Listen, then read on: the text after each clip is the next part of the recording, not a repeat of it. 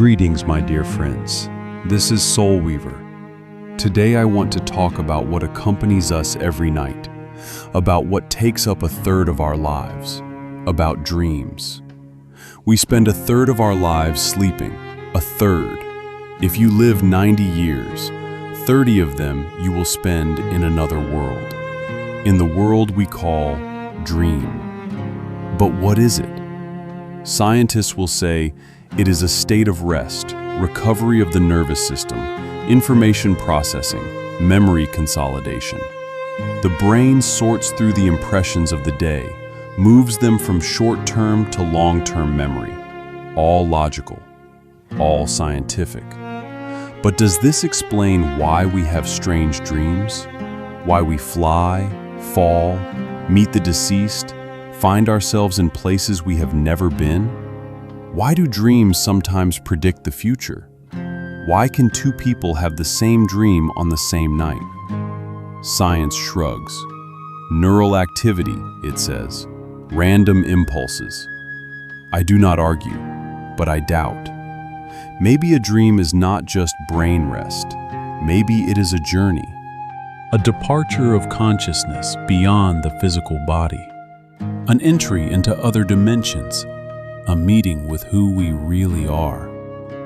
In a dream, we do not know that we are dreaming. What is happening feels real. We feel pain, joy, fear.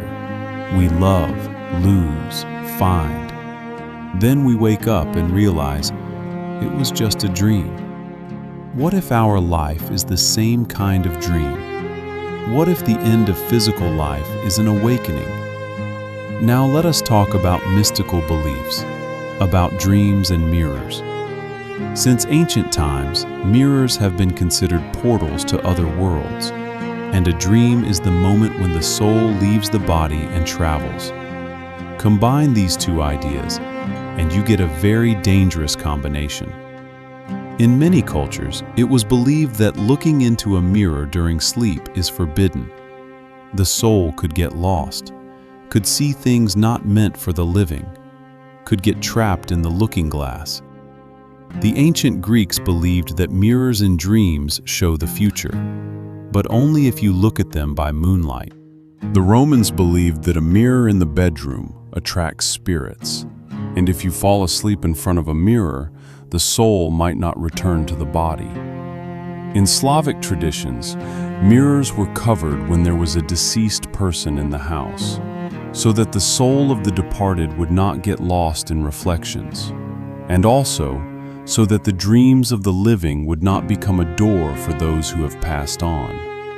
In Christianity, there was a prohibition on mirrors in the bedroom.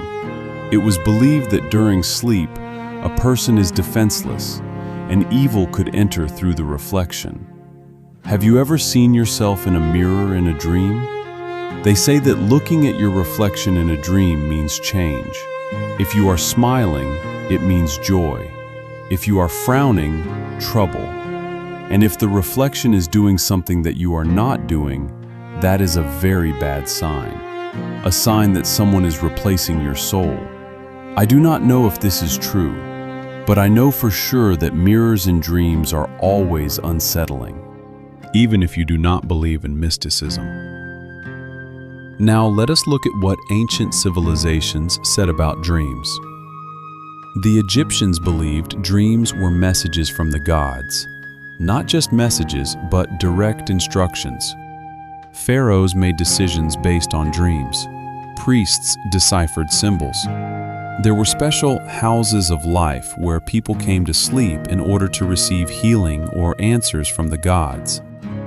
The Egyptians believed that the soul, the Ba, could leave the body during sleep and travel through the afterlife. If you met someone who had passed on in a dream, it meant they had actually visited you, not as a memory, but as a real guest. The Sumerians, one of the most ancient civilizations, they had entire libraries of dream dictionaries, clay tablets explaining what a particular dream meant. See a snake to wealth. See a scorpion to danger. The Sumerians believed that dreams were a bridge between the world of humans and the world of the gods. and that the gods often spoke to people in dreams because during the day people were too busy with the noise of life. The Incas. For them, dreams were a way to communicate with ancestors. Shamans entered trances to receive dream visions, and those dreams determined when to plant, when to fight, when to marry. The Incas believed that during sleep, the soul leaves the body and can interact with the souls of other people, living and passed on. The Greeks. The most famous tradition is incubation. A person would come to the temple of Asclepius, the god of healing, fall asleep, and during sleep, the god himself would appear. He would give advice on how to heal, or even perform healing right there in the dream. The Greeks had two gods of dreams, Morpheus, who created human images, Phantasis, who created images of inanimate objects, and Phobetter, who created frightening dreams. Dreams were considered messages from Olympus. Aristotle, by the way, was the first to try to explain dreams by natural causes. But even he admitted that some dreams defy logic. In Hinduism and Buddhism, dreams are illusion, but so is life itself, Maya, a dream within a dream. Some practices use dreams for enlightenment, dream yoga, lucid dreaming as a path to liberation. Now, a question that has always fascinated me: do animals dream? Scientists say no. They lack the neocortex, the part of the brain responsible for complex dreaming. Animals have sleep, but not dreams like humans. They say that dogs twitch their paws in their sleep not because they are dreaming of hunting, but because the brain randomly sends signals to muscles. But I think differently. I am not a scientist. I am just an observer. My cat sometimes twitches his paws in his sleep, moves his whiskers, makes strange, soft sounds. He is clearly seeing something. He is clearly experiencing something. Maybe it is not hunting in the human sense, but it is something. Scientists will say it is just random neural impulses. But look into your pet's eyes when they wake up from such a sleep. There is something there, a memory of another place, another world. I deeply believe that animal consciousness is underestimated. We think we are the crown of creation, but maybe that is just our arrogance. Maybe cats have cat dreams, and they are just as important to them as ours are to us. Maybe whales communicate in their sleep across vast distances. Maybe elephants see in their sleep places they have never been, but where instincts of thousands of generations guide them. We should not underestimate what we do not understand. Have you ever noticed that sometimes in a dream, you know something that you cannot know? For example, you dream of an old school friend you have not seen in 10 years. And the next morning, they suddenly text you. Or you randomly run into them on the street. What was that? Precognition? Or coincidence? I had such a case. I dreamed of a person I had not thought about in years. In the dream, they were handing me a book. I woke up and went about my day, but the feeling stayed with me. That evening, I happened to walk into a second-hand bookstore, and there on the shelf was that very book, an edition I had been looking for. The shopkeeper said it had been brought in that very morning. Coincidence? Maybe. But I have had too many such coincidences in my life to ignore them. What is a dream to me? It is not just rest, it is an exit beyond the limits of the body, an exit beyond the limits of the habitual self. My consciousness in a dream is not my daytime consciousness. It is freer. It sees images that I could not invent on purpose.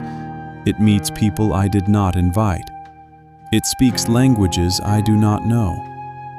In a dream, I am not me.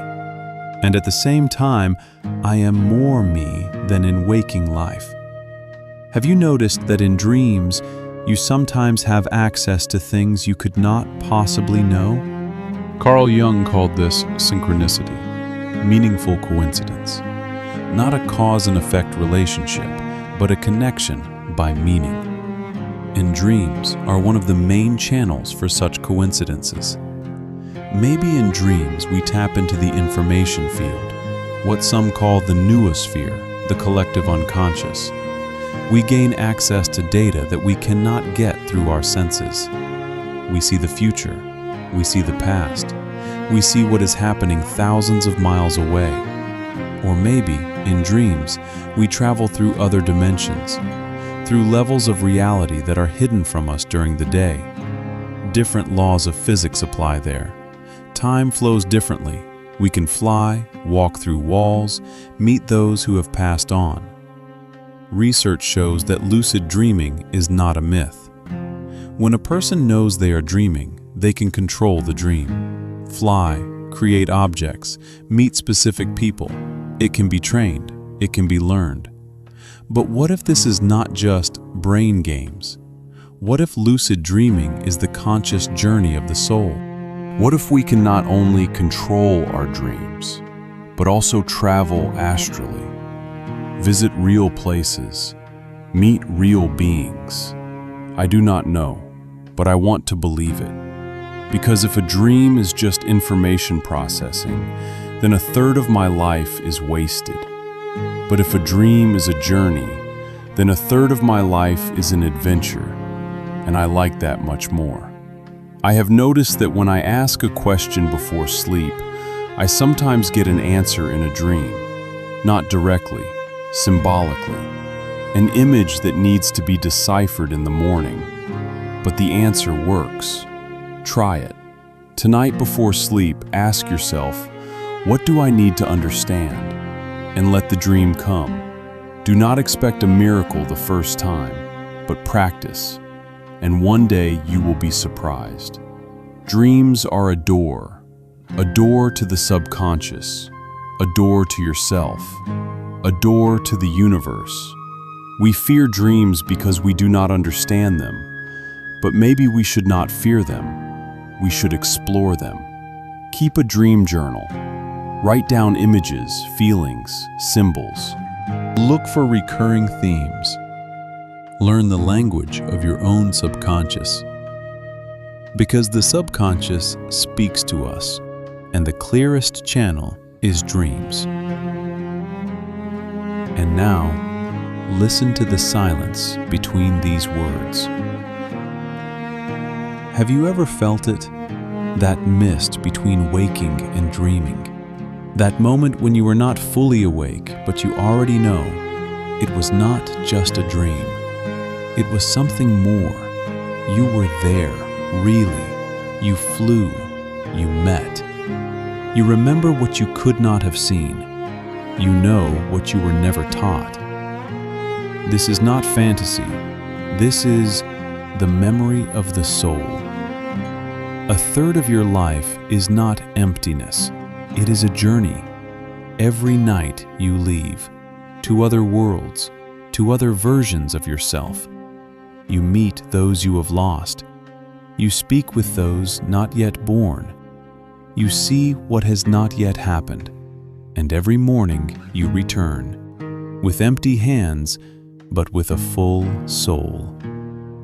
Do not be afraid of dreams. They do not want to confuse you. They want to wake you up. Right now, right here, inside this dream you call life. Perhaps you are already awake. You just haven't noticed yet. This is SoulWeaver. If this resonated with you, subscribe. Stay. We are just beginning. Until next time, dream, question, and remember, no one really knows. But it's beautiful to think about.